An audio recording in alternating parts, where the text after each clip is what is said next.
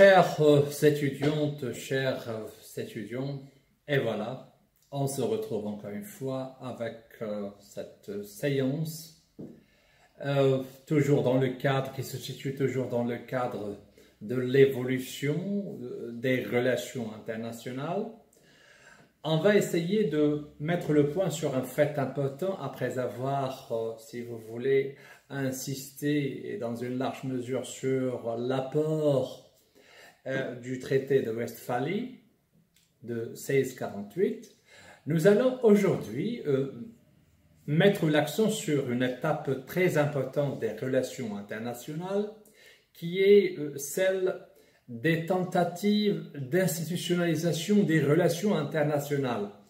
Ça veut dire que voilà, à une période donnée, et plus exactement, j'évoque toujours cette fameuse période de Westphalie, les relations internationales ont été relationnelles.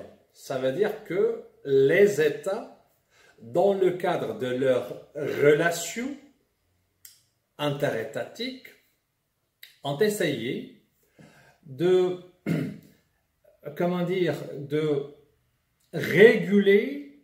de régler eux-mêmes leurs différends, de stabiliser une sorte de paix, entre guillemets, bref, de régler leurs affaires, tout en se basant sur les principes qui ont été instaurés par le traité de Westphalie.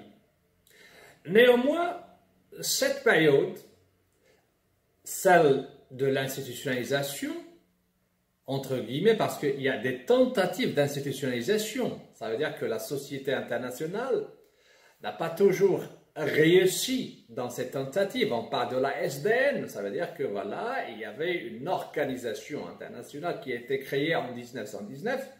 Malheureusement, cette organisation a échoué dans les affaires de maintien de la paix et de la sécurité internationale. Bref, on se retrouve devant une autre organisation mondiale qui est celle de l'ONU, de l'Organisation des Nations Unies. Celle-ci, qui avait le jour, si vous voulez, en 1945, continue toujours d'exister malgré, si vous voulez, quelques défaillances ici et là.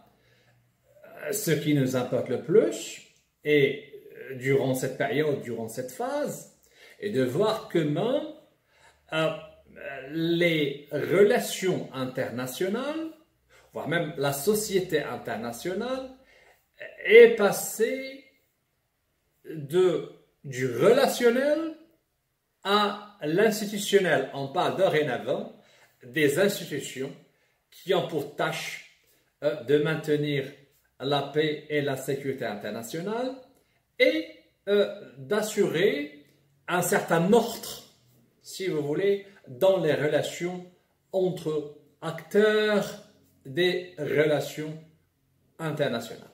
Donc, pour être beaucoup plus précis, il faut entendre par institutionnalisation des relations internationales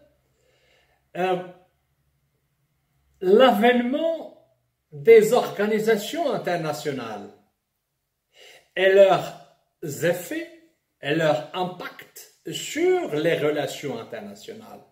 Autrement dit, il faut entendre par institutionnalisation des relations internationales le passage des relations internationales du stade relationnel, du stade relationnel entre États principaux et majeurs et uniques acteurs de la société internationale à un stade beaucoup plus avancé, beaucoup plus évolué, beaucoup plus organisé entre deux guillemets, celui de l'avènement des institutions internationales telles la SDN, la Société des Nations, dès 1919 suite à la Première Guerre mondiale, et l'Organisation des Nations Unies, et ce depuis 1945. Je vais commencer par la Société des Nations. La Société des Nations comme organisation internationale qui avait pour vocation le maintien de la paix et de la sécurité internationale.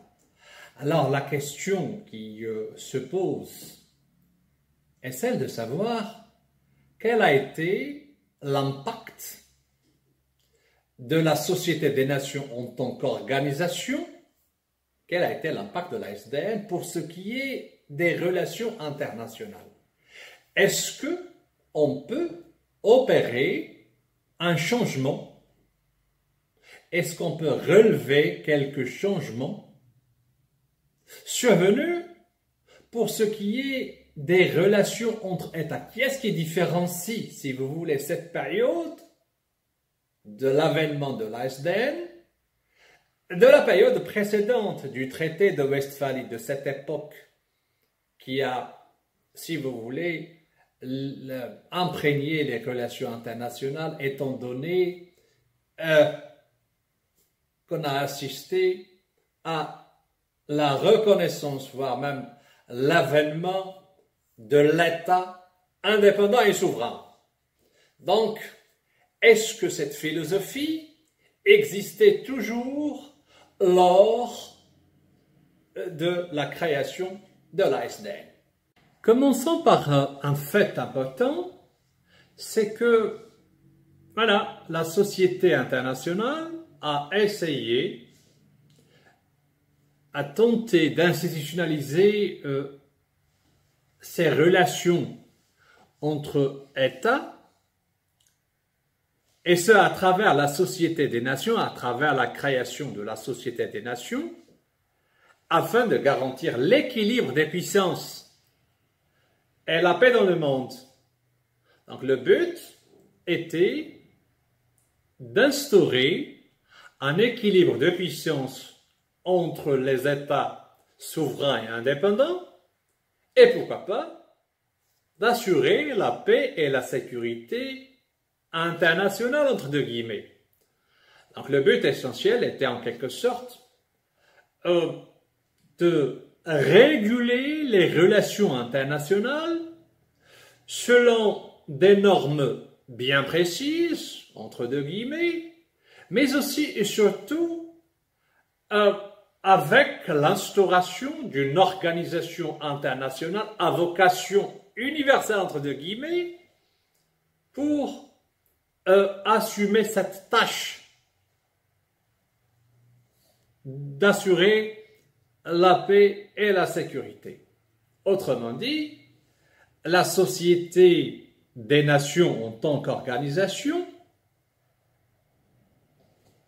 était en fin de compte un groupement, disons, des États, des puissances, disons, victorieuses de la Première Guerre mondiale, les États neutres également, et c'est les États qui ont été vaincus durant cette guerre, la Première Guerre mondiale. Donc, l'objectif essentiel de l'Organisation des Nations Unies, je veux dire de la Société des Nations, qui a été créée en 1919, était d'organiser, l'objectif était, la tâche de la SDN a été en quelque sorte d'organiser, et surtout sur une base juridique, et rationnelle les relations internationales. Ça veut dire, je m'explique là-dessus, ça veut dire que la paix et la sécurité internationale ne sont plus l'apanage des États. Ne sont plus l'apanage des États.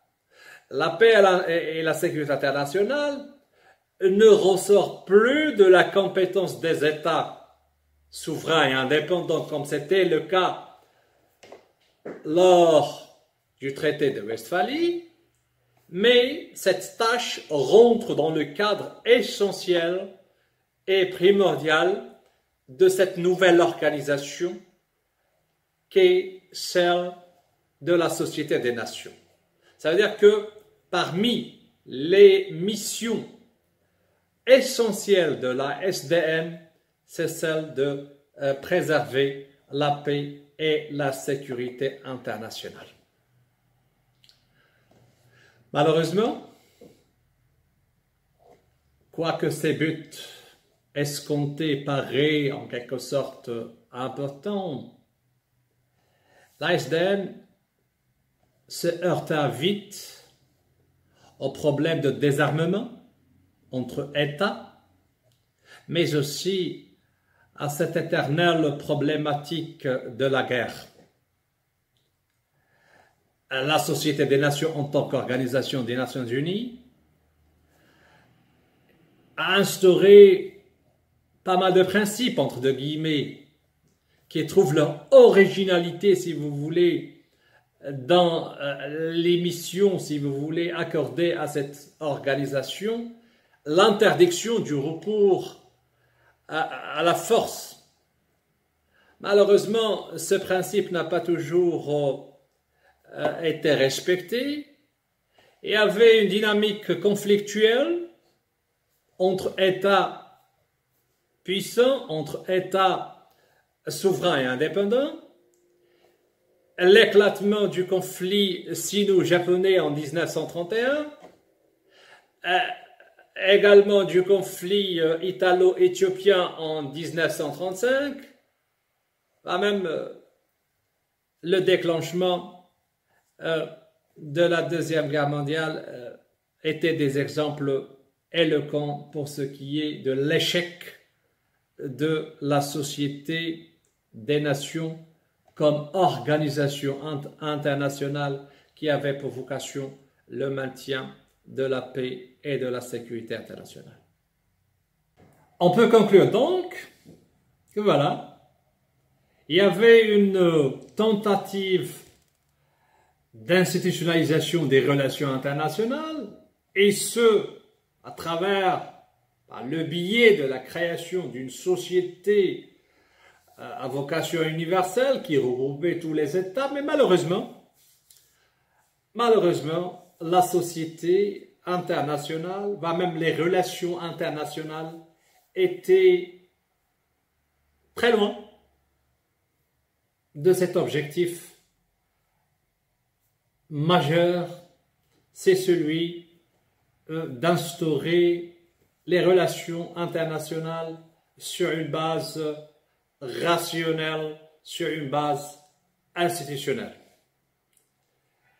Les efforts de la société internationale, voire même des États, ne vont pas s'arrêter à cette société des nations comme organisation.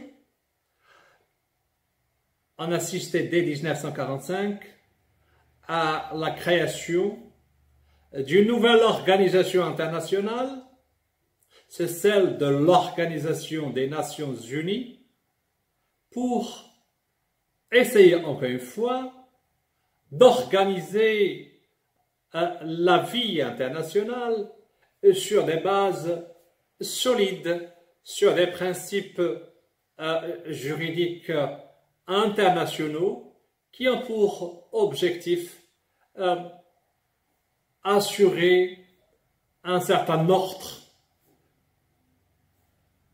pour ce qui est des relations entre acteurs des relations internationales. Alors la question qui se pose avec l'avènement de l'ONU, quelles ont été les conséquences de l'Organisation des Nations Unies sur les relations internationales? Est-ce qu'on peut noter vraiment que la société internationale a réussi à instaurer les relations internationales sur des bases qui sont solides au-delà de l'usage de la force dans ces relations? Il faut dire que voilà, la société internationale, voire même ces tentatives d'institutionnalisation, s'est poursuivie à acharnement, disons, avec l'avènement de l'Organisation des Nations Unies. C'était en 1945. Donc l'avènement de l'Organisation des Nations Unies a été en 1945, en remplacement bien évidemment de la Société des Nations. Celle-ci, comme on l'a déjà signalé, a failli, et dans une large mesure, dans sa mission essentielle, celle de maintien de la paix et de la sécurité internationale. Rappelons tout de suite que l'ONU a réussi à instaurer une sorte d'institutionnalisation. Surtout, on a vu l'émergence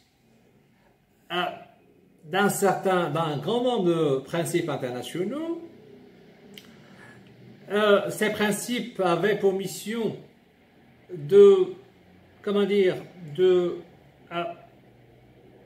organiser la vie dans la société internationale.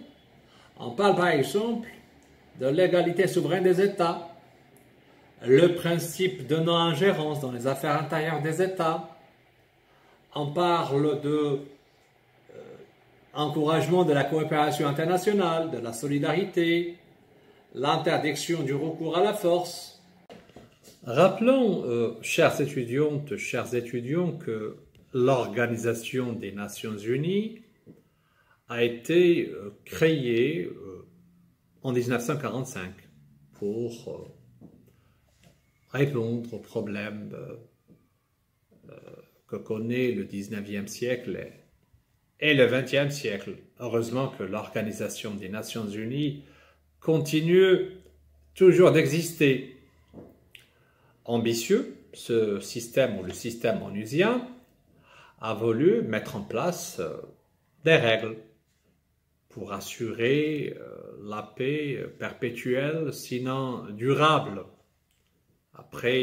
surtout après 2 guerres mondiales. Pour cela, il a fallu à l'Organisation des Nations Unies surmonter l'échec d'une première tentative de grande envergure, celle de l'ASDN. Il s'agit bien évidemment d'une organisation, je parle toujours de l'Organisation des Nations Unies, à dimensions multiples, disons à buts divers, politiques, juridiques, sociales, culturels, parce que, enfin, les missions des Nations Unies sont diverses. Il ne s'agit pas uniquement, je veux dire, d'assurer la paix et la sécurité internationale à travers le monde, mais également d'asseoir une politique de solidarité, voire même de coopération entre membres des Nations Unies. Donc, l'organisation avait des objectifs divers. Il est vrai qu'aujourd'hui, l'Organisation des Nations Unies regroupe plus exactement 193 États. Elle est loin, cette Organisation des Nations Unies, est loin d'être, si vous voulez, une sorte de gouvernement mondial. Au demeurant, la question qui se pose avec force, quel a été l'apport de l'Organisation des Nations Unies pour ce qui est de cette tentative, cette nouvelle tentative d'institutionnalisation des relations internationales. On oserait, si vous voulez, s'atteler sur ou relever les divers aspects de cette tentative. À mon avis, il faut mettre l'accent sur un fait important, c'est celui de cette fameuse notion de sécurité collective.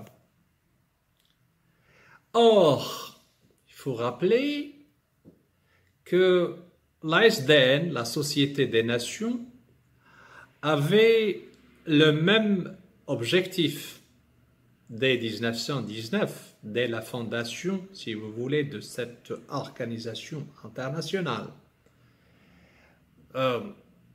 Dans l'article 16 du pacte de l'ASDN, on trouve que les membres de la société de la Société des Nations s'engage à respecter l'intégrité territoriale et l'indépendance politique de tous les membres de la Société des Nations.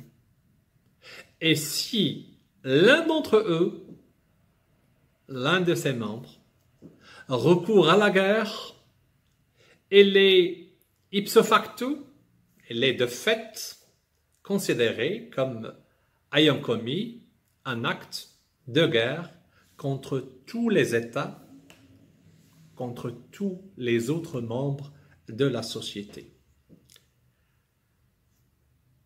Donc il y a déjà un esprit de solidarité, esprit de cette commune intervention contre l'État agresseur. Or, à signaler que, voilà, la Société des Nations, comme organisation internationale, n'avait pas les moyens ou les moyens dont disposer cette organisation n'était pas en mesure de respecter cet engagement important des relations internationales.